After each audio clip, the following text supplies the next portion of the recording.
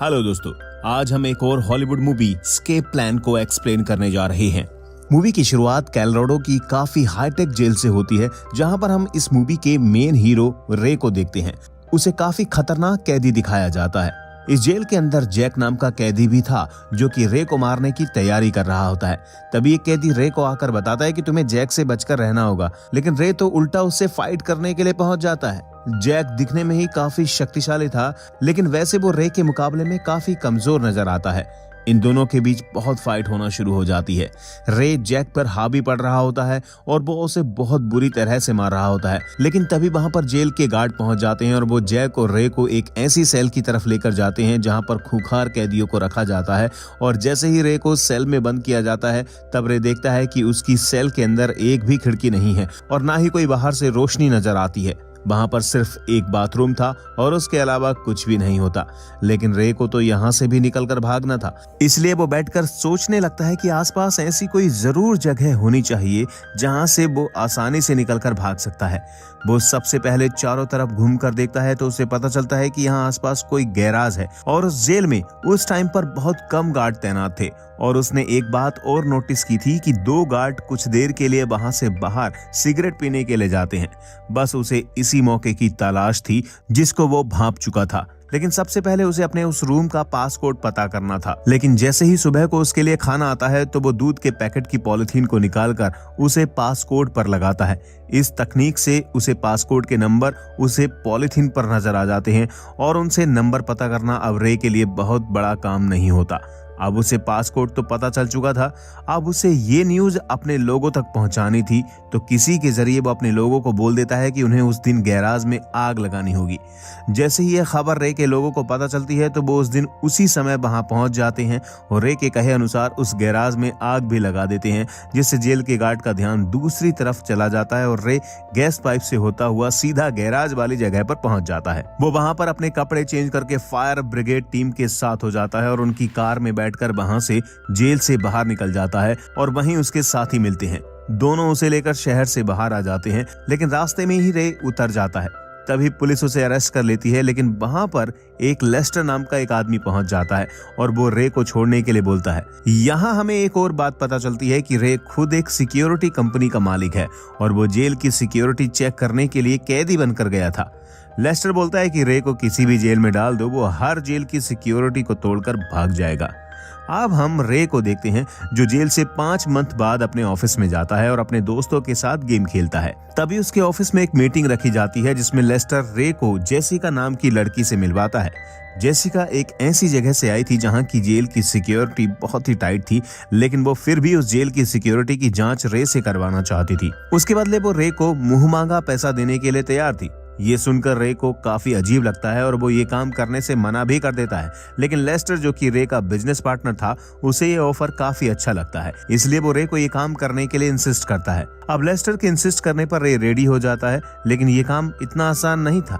इस जेल का पता रे की टीम को नहीं होगा और ना ही रे को ये बताया जाएगा कि वो जेल कहाँ है। रे का मन नहीं मान रहा होता है, लेकिन फिर भी वो ये काम करने के लिए रेडी हो जाता है। अब रे को एंथोनी नाम के एक टेररिस्ट की आइडेंटिटी दी जाती है। उसके बाजू में एक ट्रैकिंग डिवाइस भी इंसर्ट कर दिया जाता है, लेकिन तभी उन पर कोई हमला कर देता है और रे को बेहोश करके सुनसान जगह पर ले जाया जाता है और अगवा करने वाले रे की बॉडी में लगी ट्रैकिंग डिवाइस को भी निकाल देते हैं। और जब रे की आंख खुलती है तो वो खुद को एक कैप्सूल सेल में पाता है। उसके सामने हॉब्स नाम का वार्डन बैठा हुआ था। रे उसे मार्स कहकर बुला रहा होता है, लेकिन हॉब्स कोई जवाब नहीं देता। रे को डाउट होता है तो वो एक कोड के जरिए एग्जिट होने को बोलता है, लेकिन हॉब्स अभी भी उसकी बातों पर ध्यान नहीं देता, जिससे रे को समझ आ जाता है कि उसे यहाँ फंसाया गया है और ये जेल खूंखार कैदियों को सजा देने के लिए नहीं, बल्कि अमीर लोगों के लिए बनाई गई है, ताकि उनका जैसा मन हो वैसे वो अपने दुश्मनों को तड़पा सकें। थोड़ी देर में वार्डन हॉब्स एक कैदियों को बिना मतलब मारने लगता है। तभी रे एक चीज नोटिस करता है कि सभी गार्ड ने एक जैसे कपड़े और मास्क पहन रखे होते हैं। रे के पास एमिल नाम का एक कैदी आता है और वो रे से कहता है कि उसने कोई क्राइम नहीं किया, फिर भी उसे किडनैप करके यहाँ लाए ताकि एमिल से उसके बॉस का पता निकाल सके। अब रे सब कुछ समझ गया था और पहले की तरह वो जेल के खतरनाक एरिया में जाने का प्लान बनाता है, तो वो एमिल से फाइट करने लगता है। तभी गार्ड उन्हें सजा देने वाली जगह पर ले जाते हैं।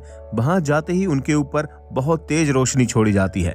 उसका टेम्परेचर इतना हाई था कि कुछ ही देर में रे और एमिल तड़पने लगते हैं। हॉब्स ये सब कैमरे में देखकर खुश हो रहा होता है। थोड़ी ही देर में रे और एमिल बेहोश हो जाते हैं। उन्हें देखने के लिए डॉक्टर एरियर आते हैं। रे की हालत देखकर उसे उसके लिए बहुत बुरा लगता है। तभी रे डॉक्टर से इस जगह का पता पूछता है, लेकिन डॉक्टर उसे कुछ नहीं बताता। वहीं हम एमिल को देखते हैं, उसे छोड़ दिया जाता है। एमिल रे से मिलता है। रे उसे बताता है कि इस जगह की सतह एल्यूमिनियम की ना होकर स्टील की बनी है और ये जगह जमीन के नीचे बनी है। यहाँ से निकलने के लिए किसी मेटल की जरूरत होगी जिससे नट बोल्ट खोले जाएं और फिर जमीन से ऊपर की तरफ पाइप से जाएंगे। एमिल रे की बात ध्यान से सुन रहा था क्योंकि रे कुछ तो इस जेल के बारे में जानता था। उसके अलावा यहाँ तो कोई कुछ नहीं जानता। वहीं हम एमिल को देखते हैं जिससे हॉब्स उसके बॉस का पता पूछ रहे होते हैं, लेकिन एमिल कुछ भी बताने से मना कर देता है। तभी हॉब्स एमिल पर जुल्म ढाना शुरू कर देता है। वो एमिल के मुंह के अंदर तब तक पाइप चलाते हैं जब तक एमिल बेहोश नहीं हो जाता, लेकिन बेहोश होने से पहले एक मेटल चुराने में कामयाब हो जाता है। एमिल उस मेटल को रे को दे देता है। अब ये दोनों प्लान के मुताबिक लोगों से झगड़कर फिर से सजा वाले कमरे में पहुंच जाते हैं। रे कैमरे से बचता हुआ नट बोल्ट खोल लेता है और तुरंत एमिल को इशारा करता है। तभी एमिल अपनी सेल में चिल्लाने लगता है, जिससे हॉब्स का ध्यान एमिल की तरफ चला जाता है, जिसका फायदा उठाकर रे पाइप के जरिए ऊपर जाने का रास्ता ढूंढने लगता है। लेकिन तभी उससे गलती से एक पानी का पाइप फट जाता है, लेकिन फिर भी रे रास्ता ढूंढते हुए इस जेल के ऊपर तक पहुंच जाता है। यहाँ जाकर उसके होश उड़ जाते हैं क्योंकि उसे पता चलता है कि ये जेल समुद्र के बीचों बीच एक शिप पर है और ये जगह कौन सी है अभी रे को कुछ नहीं पता। वहीं हम दूसरी तरफ रे के कलीग को देखते हैं जो लेस्टर से रे का पता पूछ रहे होते हैं, लेकिन वो उन्हें कुछ भी बताने के लिए तैयार नहीं होता और साथ ही जेसिका का दिया हुआ चेक भी बाउंस हो गया था, जिससे उन्हें लेस्टर और जेसिका पर शक था। तभी लेस्टर उनसे कहता है कि वो बहुत जरूरी काम करने गया है। अब वो दोनों कलीग गुस्से में वहां से चले जाते हैं। तभी हम देखते हैं कि लेस्टर उसी जेल में हॉब्स को कॉल करता है और रे को लाइफ टाइम वहीं रखने का बोलता है। यानी लेस्टर ने ही जेसिका के साथ मिलकर रे को फंसाया था और वो चेक भी नकली ही थे। लेकिन रे के साथी यहाँ हार नहीं मानते, बल्कि उन्होंने इंटरनेट पर दिन रात सर्च करके एक ऐसी जेल का पता लगाया जो कि गैर कानूनी थी और वहां पर लोगों को बिना किसी गलती के ले जाया जाता है। लेकिन उन्हें इस जेल के बारे में सिर्फ इतना ही पता था कि रे को कहीं गुप्त जगह पर रखा गया है और अब इसी का पता करना बाकी था। वहीं हम दूसरी तरफ देखते हैं कि जैसे ही डॉक्टर रे को देखने आता है तो वो डॉक्टर से मदद मांगता है, लेकिन डॉक्टर उसे लोकेशन बताने से मना कर देता है। तभी रे डॉक्टर से फोम चुरा लेता है और उससे वो कंपास डिवाइस बनाने लगता है जिससे कि वो यहाँ की लोकेशन पता कर सके। अब उसे डिवाइस तो बना ली थी, लेकिन लोकेशन पता करने के लिए उसे ऊपर छत तक जाना था। इसके लिए ये आसान नहीं था, इसलिए रे ने एक और कैदी से मदद मांगी जिसका नाम जावेद था। जावेद सीधा बार्डन के पास जाता है क्योंकि वो उसका जासूस है और उसे 2-3 झूठी खबर देने के बाद वो बार्डन से ऊपर छत पर जाकर नमाज पढ़ने की इजाजत मांगता है, जिस पर बार्डन भी उसे इजाजत दे देता है। जावेद ऊपर पहुंचकर सबसे पहले उस कंपास के पॉइंट का पता करता है और जैसे ही नीचे जाकर रे को पॉइंट्स बताता है तो उसे समझ आ जाता है कि वो मोरक्को के तट पर अटलांटिक ओशियन के अंदर है। जैसे ही ये बात रे एमिल को बताता है कि वो मोरक्को के पास है, तभी उसे याद आता है कि उसका एक दोस्त भी मोरक्को में ही रहता है और अगर उसे ये बात पता चलेगी कि उनका जहाज किस जगह पर है तो वो उसे बचाने जरूर आएगा, लेकिन इसमें उन्हें डॉक्टर की मदद की बहुत ज्यादा जरूरत होगी। रे इस बार डॉक्टर को बहुत ज्यादा मिन्नत करता है, जिस पर डॉक्टर भी उसकी मदद करने के लिए तैयार हो जाता है। डॉक्टर रात होते ही सबसे पहले एमिल के दोस्त को जेल का पता बता देता है और साथ ही भागने वाला दिन भी। वहीं दूसरी तरफ जावेद जो कि झूठा इन्फॉर्मर बनकर बार्डन के पास जाता है और उसे बताता है कि रूम नंबर 11 में लड़ाई होने वाली है और वो दिन वही था जिस दिन भागने का दिन होता है। तब बार्डन अपने सारे गार्ड को रूम नंबर 11 के बाहर भेज देते हैं और जहां पर एमिल और रे बंद थे वहां पर सिर्फ 2-2 गार्ड रह जाते हैं। अब उन्हें अपने प्लान के मुताबिक रूम नंबर 11 के कैदियों से रे झगड़ा करना शुरू कर देता है। जब झगड़ा बहुत ज्यादा बढ़ जाता है तब जावेद, एमिल और रे वहां से निकलकर ऊपर की तरफ भागने लगते हैं, लेकिन इसी बीच बार्डन को कुछ शक होने लगता है और वो जेल के अंदर लॉकडाउन लगा देता है और इससे पहले कि ये तीनों ऊपर पहुंच पाते तब तक सभी दरवाजे बंद हो जाते हैं। अब ये तीनों भी नीचे की तरफ भागने लगते हैं क्योंकि इनका प्लान फेल होने लगा था। वहीं दूसरी तरफ एमिल का दोस्त भी उसे बचाने के लिए भी समुद्र में पहुंच चुका था, लेकिन अंदर तो कैदी और गार्ड में गोलाबारी हो रही थी। इस गोलाबारी में एक गोली जावेद को भी लग जाती है। तभी रे और एमिल उसके पास आते हैं और अब उन्हें यहाँ से बाहर निकलने का रास्ता नजर नहीं आ रहा होता है। तभी रे के दिमाग में एक आइडिया आता है कि वो क्यों ना वो मेन स्विच को बंद करके ही जेल की लाइट को ही बंद कर दे। और अब रे लाइट काटने के लिए वहां से जाने लगता है और एमिल को जावेद की मदद करने के लिए वहां पर छोड़ देता है।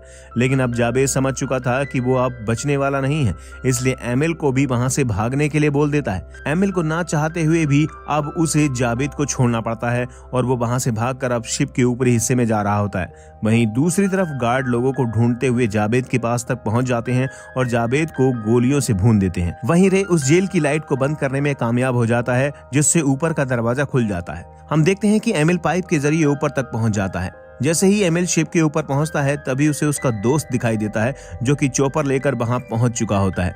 एमिल चॉपर में चढ़ने वाला था तभी वहां पर काफी गार्ड्स आ जाते हैं और वो एमिल पर अंधाधुंध गोलियां चलाने लगती हैं और जैसे तैसे करके वो उस प्लेन में चढ़ जाता है। वहीं दूसरी तरफ गार्ड और वार्डन रे को ढूंढ रहे होते हैं।